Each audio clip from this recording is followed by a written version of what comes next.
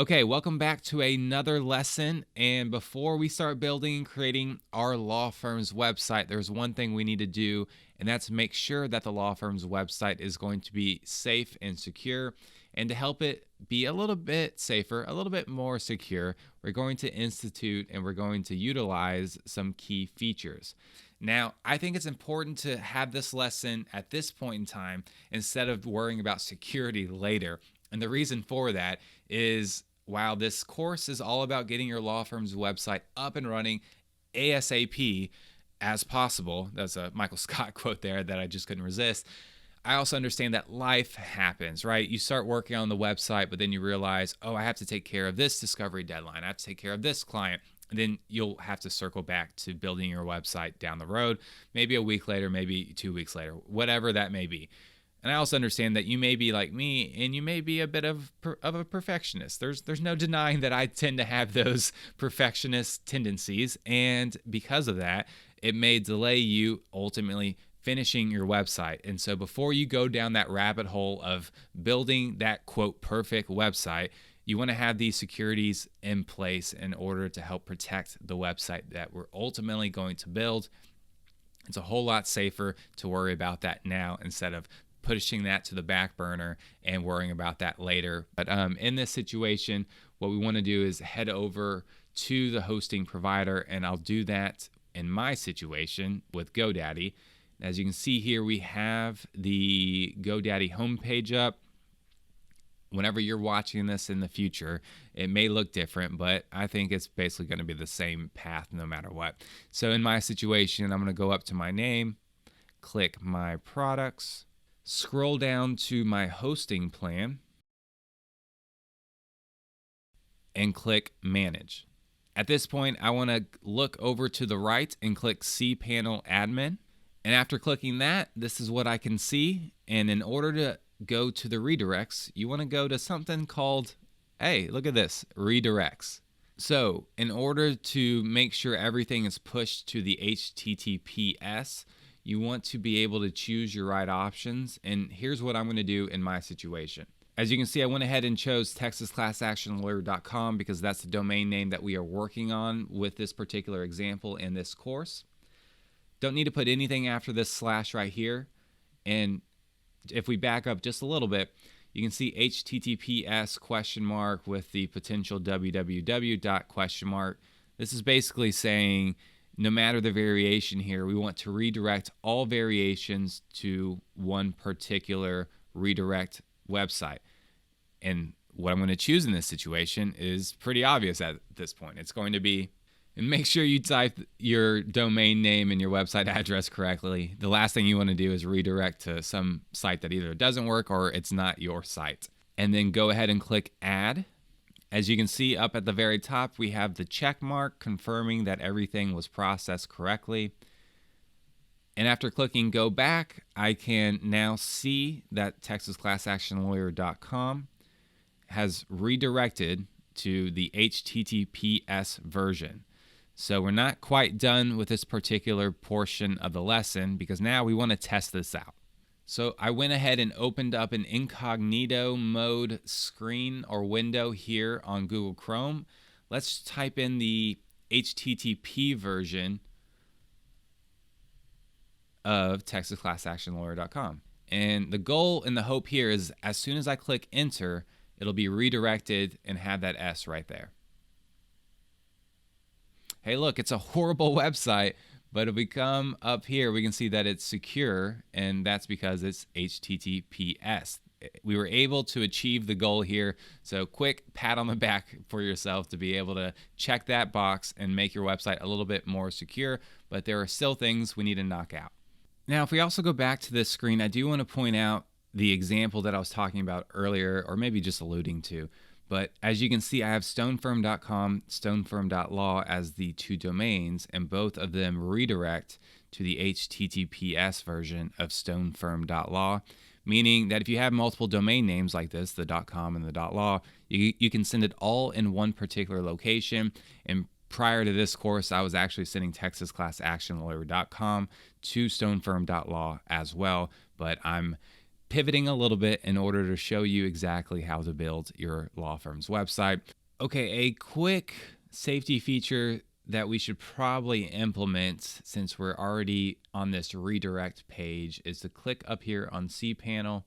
In doing so, click File Manager. And by the way, what you're about to see may freak you out. Don't worry, we're going to walk through it just a little bit. In doing so, scroll down over here on the left and click Public HTML. That plus right there will show you what you need to see. And because I have multiple domains, I can see all of my domains listed right here. But if you only have one domain, then what you're going to want to do instead is just click on Public HTML in order to see what you need to see, because your Public HTML is going to show your domain.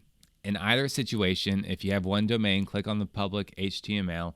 If you have multiple, then go down to the domain that you want to edit. In this situation, I'm clicking on texasclassactionlawyer.com. Come over to the htaccess file and make sure that whenever you are editing your htaccess file, it's viewable, that you can actually see it. You may have to tweak your settings in order to be able to see it. And in order to see the htaccess file, you may have to go to your top right corner where it says Settings, and then check the box that says Show Hidden Files.Files. Click Save. So once you are able to see your htaccess, and let me make sure I have the right htaccess here. Okay, you want to go up to the top, click Edit. Don't freak out, click Edit. And as you can see, we have a lot of code going on here, and this is basically what we set up on the back end involving the redirects. We don't want to mess with any of that. Instead, what we want to do is put this code that I'm copying and pasting right here. And if you want to copy and paste, I'll be sure to try and save it down below in the lesson. That way you can see it.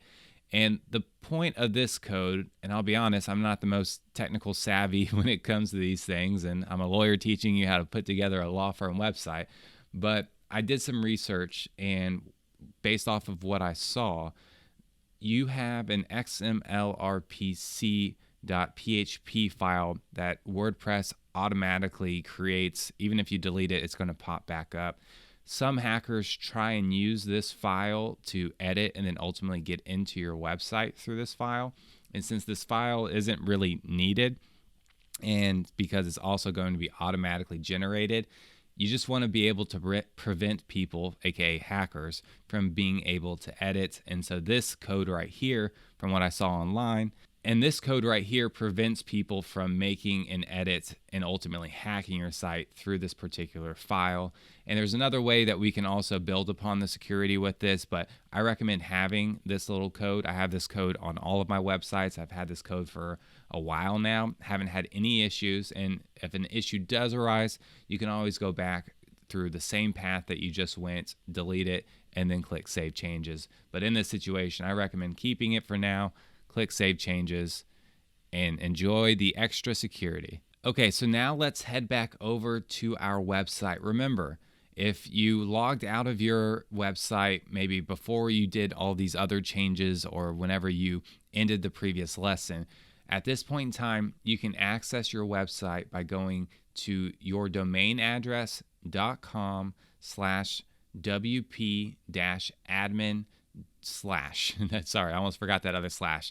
It's not really needed, but in this situation, you can see with texasclassactionlawyer.com, this is what I use in order to log in and then ultimately put in my credentials to be able to access this part of the website.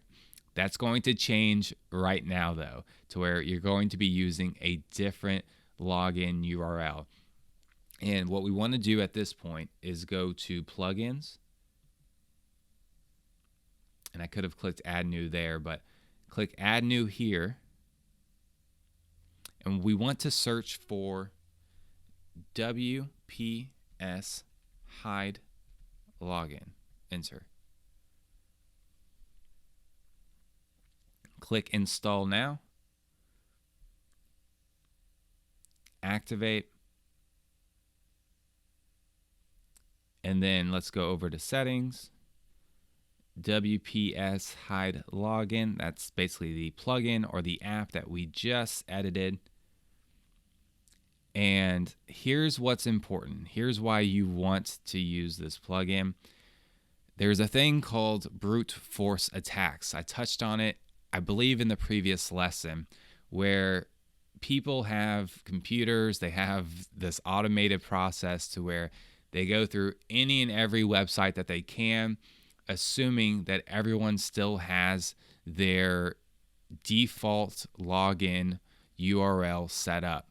And in doing so, they go to the wp-admin URL that we were just talking about that you probably just logged into, and then they start trying to log into your website, going through all the options, all the scenarios of what could be the username and the password, and they do it at rapid pace. These are computers that are doing it based off of what people are putting in place.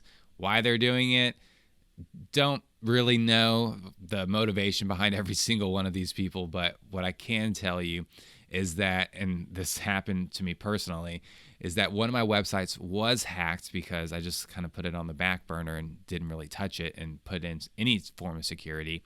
And by hacked, it wasn't that they could control the whole thing, but what they could do was redirect my website to certain ads.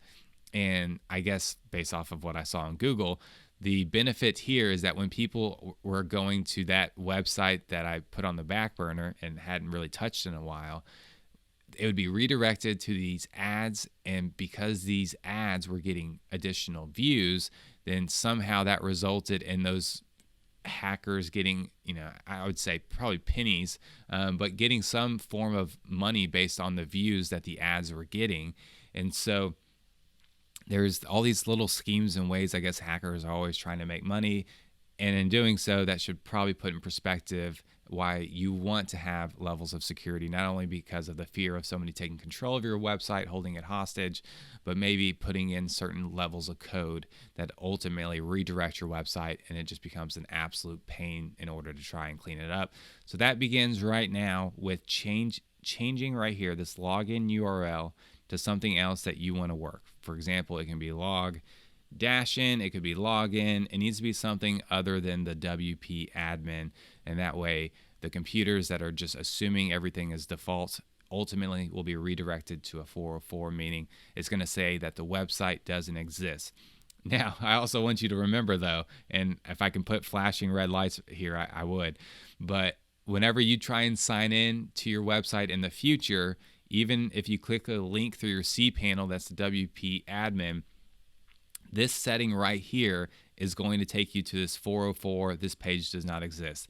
Do not panic. Just remember what this URL is. Save it, bookmark it, put it to whatever makes sense for you and potential clients, to where if they need to go to this, they can do it. But you just want to change it from the default settings. That's a lot. That's a long rant, but I need to put in perspective why you don't want to overlook this step, because it's so simple and it can really make a difference when it comes to security. So let's go ahead and type something in. Type in whatever works for you. Okay, so I have mine set up. I'm going to click Save Changes. Okay, so the next step requires us to go over to Plugins again, Add New. And we want to add WordFence. Click Install Now and activate. At this point, we want to fill out what we need to fill out and click Continue. And since I don't have a premium account, I'm going to click No Thank You, and then head over to WordFence Dashboard. Let's go ahead and just exit out of this. Manage Firewall. Learning mode is on. And so this is going to be important. Whenever we start using our website builder Thrive themes, we want to make sure that learning mode is on, and that way WordFence recognizes that Thrive Themes isn't a hacker and that Thrive Themes is actually working for our site. It is us. And so by implementing learning mode, what that's going to be able to do is make sure that it allows us to edit and make changes to our website. That's very, very important. By the way, down the road, if for some reason, whenever you are editing on Thrive Themes, and that's going to be our website builder, we're going to get much more familiar with Thrive Themes as we continue forward. And if you do get some type of, hey, we can't save the changes or the edits, that means you simply need to come back to WordFence, click on dashboard, and change it to learning mode. And just in case if it forgot that Thrive Themes is something that it is friendly and it needs to be recognized as friendly. Okay, enough of that. Let's go over to advanced firewall options. And I do want to direct your attention to this little box right here. Immediately block IPs that access these URLs. This is important, and I'll show you how you can see which web pages your traffic is trying to see. But there are certain pages that look absolutely ridiculous on the website URL. And because it looks ridiculous, it most likely means that's a computer or that's a hacker trying to actually not only access a URL, but access a file in order to change the file in order to hack into your website.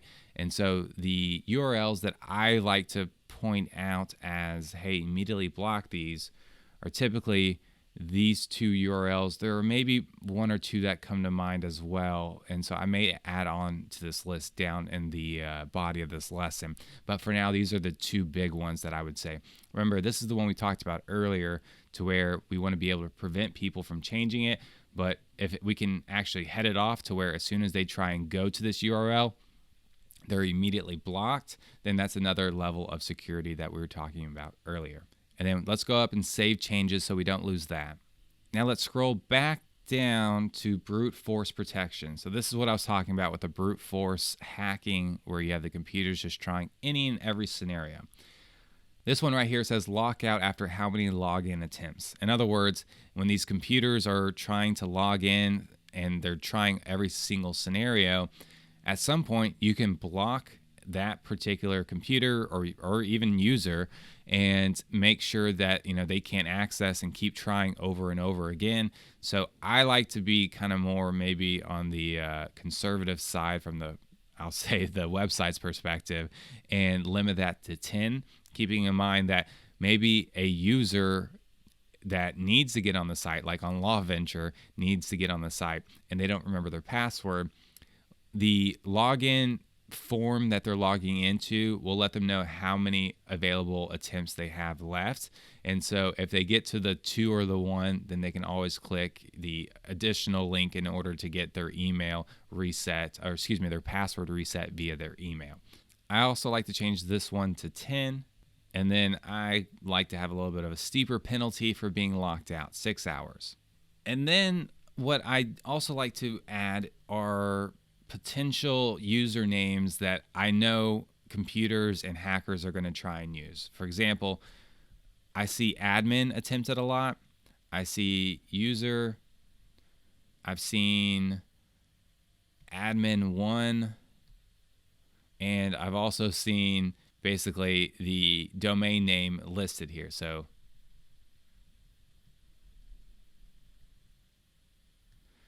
if there's a username out there that you want to head off because you think hackers are going to assume that that is the potential username that you're using, then I would type it in here, go up to the top, click save, and that way that person's blocked as soon as they even make that attempt. And here's another one. If we scroll back down after saving, it keeps taking us to the top, but if we scroll back down to rate limiting, I've seen people with big websites choose 240 per minute and then throttle. Basically make sure that the brute force attacks are being slowed down, and it's just made a miserable experience for those brute force attackers. And then I'm kind of on the heavy-handed side, to where I typically choose 6 hours. Save changes. I don't know if you can tell, but we're getting a safer website by the minute. So let's go ahead and go to scan, X out on that. And whenever you do have scans, you'll be able to see if there are any issues with your website. This will, basically give you recommended tips to fix any issues, or it'll say, hey, it may be a possibility that your website is hacked. So be sure to check out scans. Every now and then you'll see a notification come up from WordFence. It may have like a 1 or 2, and the scan says, hey, you need to update potentially 1 or 2 plugins in order to make sure the plugin is the most secure plugin possible. So let's go over to Tools, exit out of this. And what you're seeing here is basically a whole lot of nothing, because we have a fresh website, a brand new website with no traffic. But once you start having traffic come in, maybe you start ranking on Google for things, in those situations, come back to Tools and look at your live feed for your traffic.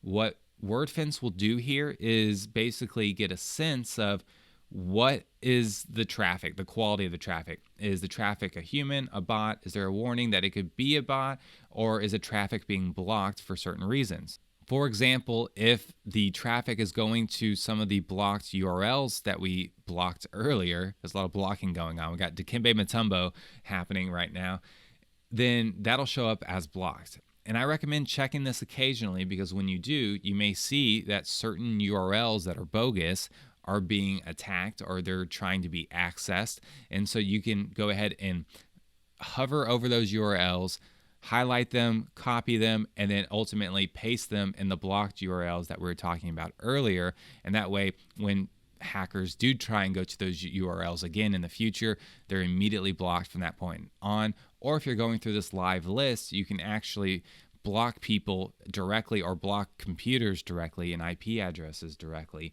And so that's great, because sometimes you can see that, whatever the traffic is, if it's a bot or if it's a human, if they're going to some bogus URL, you can just click block that IP address and then be done with it. And what you're looking at right now is actually the website for LawVenture. And I can see everyone who has basically visited. And in doing so, I can see the pages that they visited as well. And I can also see everyone who's trying to access bogus pages and ultimately get their IP blocked. And this is that bogus page that we were talking about earlier. And so that's, again, another level of security.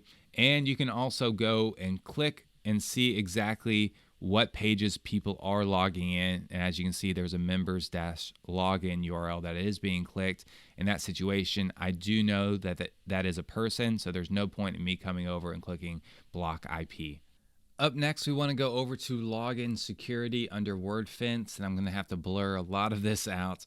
But what you'll see is that you have the option to have two-factor authentication, which basically requires you to not only use a password that you maybe memorize or have saved on your computer, but to use a password that refreshes, or an additional code, I'll say, that refreshes as much as every 20 seconds. And the point here is that by having this level of security, if you're a paranoid mind like me, it should put that paranoid mind at ease, because in order for me to log into my other websites as an admin, as somebody who can make major changes to my website, you have to be able to not only know the password to log in, but you have to have my phone and the code that is refreshing every 20 seconds on my phone. And I use the app called, I think it's Authy is how you pronounce it, as in authentication. But anyways, I would download this app if you want to make sure everything is going to be as safe as possible, and then go through these steps to where you download Authy. And that's just a weird word to say. If you download Authy, take a picture of the QR code right here, which you probably can't see because I have that blurred out, and get set up that way. But before you do that, I would actually recommend heading over to settings. As you can see, we have one administrator, and check this box to require two-factor authentication for all administrators. That should do it. I was looking for a save button, but it doesn't look like there's a save button here. But anyways, you can also change your settings to where if you have other users on the site and you want to give them the ability to edit or contribute, or authors, or if they're just a simple subscriber, you can require two-step authentication as well. It's a little bit more of a hassle for the everyday user. I could technically require all LawVenture subscribers to do two-step authentication, but my subscribers would come to a screeching halt and would probably plummet as well. So I don't do that to y'all. But for the purposes of being able to control the website, I have two-step authentication. And so let's head over back to the two-factor authentication. Again, with the QR code, make sure you take care of that. Download the passwords over here and get it set up. And that way you have that level of protection. That's super important. Just a quick heads up though, be sure to go through all the steps on this particular page, meaning be sure to type in your token as soon as possible, as soon as your app is set up and ready to go. That way you don't have any type of timing issues. I had that one time to where I was lazy, to where I downloaded WordFence, I downloaded Authy, and then I ended up setting it all up, but not going through these 3 steps here on this screen. In doing so, the timing ended up being weird to where the token that I kept using wasn't matching up with what I needed it to be in order for me to be able to use the 2-step factor authentication. Then I realized that I just needed to delete the plugin and reinstall it in order for the time to match back up. And then I immediately put in the token, and then things have been working super smooth since that point. Just a quick heads up on that one. So of course, part of this equation requires you to go ahead and test out this process. So let's open up a new incognito or private screen. By the way, I use Firefox and I use Google Chrome, but I mainly use Firefox for the day-to-day. I use Google Chrome in order to test out situations like this when it comes to incognito mode.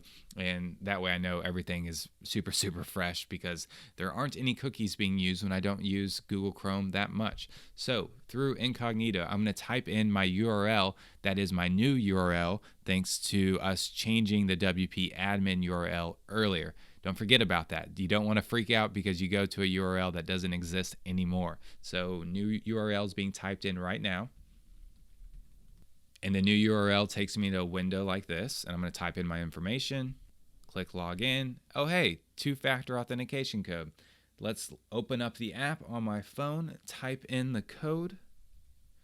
Oop, I have 4 seconds. Let's get it in. Whew. We made it. And as you can see, the 2-factor authentication works.